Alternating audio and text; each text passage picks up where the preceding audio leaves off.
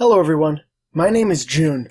I'm a scout and sniper main in Team Fortress 2, and today I'd like to talk to you a little bit about the scout.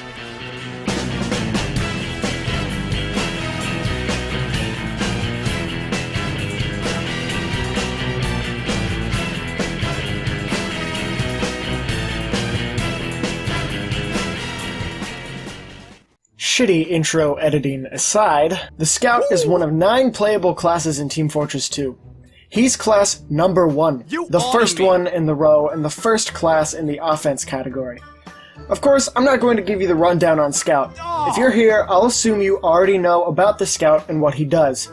Today, I would rather talk about his power and what he's really capable of. So, the whole offense title he has isn't something you always have to listen to. Scout is capable of being offensive, defensive, and even supportive. This all depends on the map and the weapons you may be using. First things first, let's discuss offense. It's obviously what he's made to do, so we'll start here. In this gameplay here, I'm playing on Thunder Mountain as a scout. There's different things you can do as a scout on offense to be effective no matter what, but the obvious first thing is capturing objectives. Scout is unique because he can capture objectives and push carts at twice the speed of literally every other class. Other than capturing objectives, you can play a flank-heavy scout whose entire goal is to catch out and kill priority targets on the defense. Alone you can't really handle a sentry gun, so that's not anything you should worry about. You want to focus more on unaware snipers and medics that don't know you're there. If you can take out these 2 supportive classes, especially if they're a huge help to the enemy team, your team will have an easier time capturing objectives and making pushes that will help you win games. Then, the final type of offensive scout is more so played on King of the Hill maps or even Capture the Flag. Just being an aggressive little Boston boy who runs around and kills everything in sight. Clearing the enemy team is obviously the best way to win, right? Yeah! Without an enemy team to fight, you kinda just end up winning. The main problem with this playstyle is you're set apart for 1v1 battles, not 1v3 or really anything else. You have to pick your fights, and you have to be good enough at the movement of the game and aiming to win them. For more details on movement and aiming, visit Lazy Purple's Team Fortress 2 is a timeless masterpiece. Pretty simple, right? Yeah! Wrong! Team Fortress 2 isn't simple, you fool! Okay, let's talk about weapon choice for an offensive scout. The best option you'll have for offense is honestly just the stock weapons. The scattergun, pistol, and the bat. Of course, you can use other weapons, but if you want optimal play, this will be your bread and butter. The scattergun does reliable damage, the pistol is great for picking up kills when the enemy is too far away, and, well, you can decide when you want to use your bat. If you wanted to use other weapons, I would highly recommend using the Pretty Boys Pocket Pistol, the Winger, or Criticola. Each of these items can fit into different kinds of playstyles. The Winger, for when you want to be a flank scout, it can get you to hard-to-reach areas. The Pocket Pistol can be great for flanking, so you don't always have to retreat to your team for health. The Criticola can be great for an aggressive game style that will allow you to deal more damage in less time, killing more enemies quicker. The secondary is really the main thing that I would change. The scattergun is too good of a primary to give up, and the bats are mostly geared towards being supportive, at least when I use them. If you're really looking for a new bat to use, the Atomizer could be paired with the Winger to get around and really maximize movement, but I wouldn't want to pair that bat with anything other than the Pocket Pistol, since a few shots will get me the health I lost from the 3rd jump pack. Alright, did you catch all that? Good. Now I'm going to show you a little bit about how good the Scout really can be on offense. Watch this.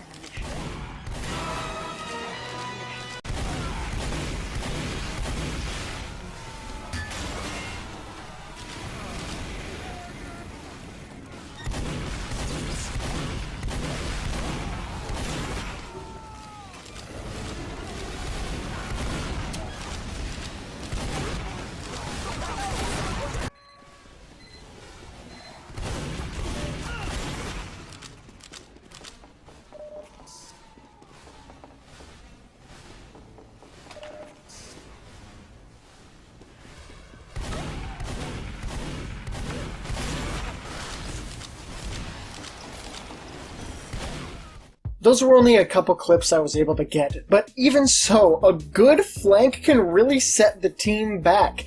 So now we move on to defense. You may ask yourself, what's the difference between offense scout and defense scout? To be honest with you, not much. A defense scout is primarily set for flanking. This works incredibly well on King of the Hill maps, as well as attack defend maps. 5CP, not so much. In 5CP maps, both teams are attacking and defending at the same time, and both teams tend to have engineers in the back lines defending their current point.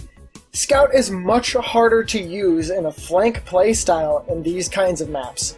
Scout on defense is more about killing your enemies before they can get to the point or whatever objective it is you're defending. You're essentially a giant fly swatter and the enemy team are the flies. Let's get into weapon choice for a defense scout. Optimal play is stock, as I said, but since you're mostly a flank scout on defense, I recommend the winger since you'll be trying to get behind your enemy.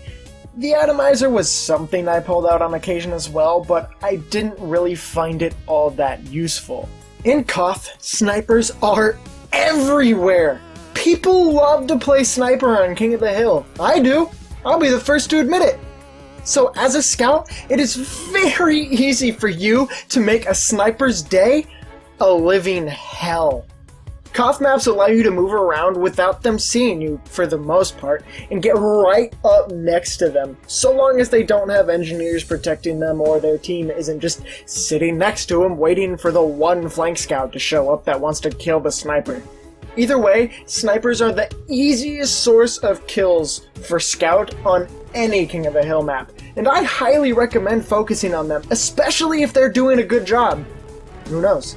Maybe they'll switch to scout to try to get rid of you, and, well, if they do, just make sure you show them who the real scout is. So, to wrap up defense real quick, scout is an annoyance. Your goal on defense is to, well, be the scout, embrace his personality, and really try to get under the enemy team's skin. When someone is flustered, they tend to play worse. Have fun ruining the game for other people. Until they pull out Natasha, the no-fun gun. Then it's your turn to be mad. So, support scout. How many of you have heard of this, or ever really thought about it? I'm sure a lot of people have. It's a real thing. At least I like to think so. This is where the scout loadout gets really weird. It can be a combination of a lot of different things. I'll tell you my preferred loadout for support scout, and you can make your own decision on how to play him later, if you decide to try and play support scout, that is. Personally, I used the Soda Popper, the Mad Milk, and the Rap Assassin. At least I settled on this after experimenting a little bit. Other weapons you could use would be the Shortstop, the Flying Guillotine, and the Candy Cane. Maybe the Sandman? I liked the Soda Popper more simply because it just feels better to use. As a scout whose primary object is move fast, kill fast, using the Soda Popper to jump around and cause a distraction is really helpful. But the Shortstop can be a good weapon to use when you want to pepper your enemies from far away, doing damage to help your team with kills. I chose the Mad Milk over the Cleaver simply because the Mad Milk was better to pair with the Rap Assassin, and I didn't want the Candy Cane since I tend to die to soldiers and demo men a lot. If I were to use the Cleaver, I would use the Candy Cane instead of the Rap Assassin, but that's just me. Maybe you want the Milk and the Candy Cane. I don't know. The Milk is a great supportive weapon since covering enemies will give your team health on hit. Healing your team is a great way to support them, right? Yeah! Right.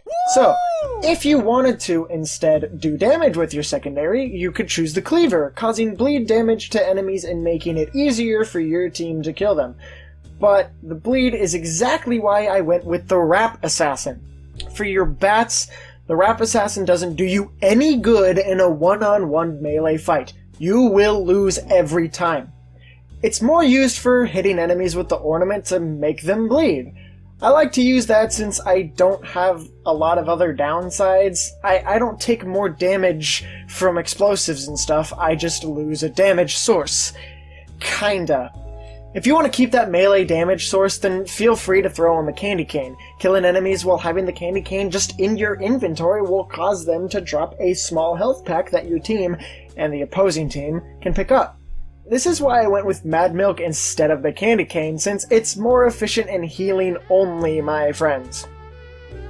The playstyle you can do with this is, well, really up to you. Flanking is the last thing I would recommend, but I can tell you being aggressive is still okay. Killing enemies is still supporting. I wanted to stay safe and try to let my team do most of the work while I just did consistent damage from far away. It worked out for me, actually, kinda well. I think this is a loadout I would love to play around with a little more, just honestly to see how far I could really take it and the amount of work I could get done with it. Really, the Scout is one of those classes that I love to play, since I can play him in almost any way I want to.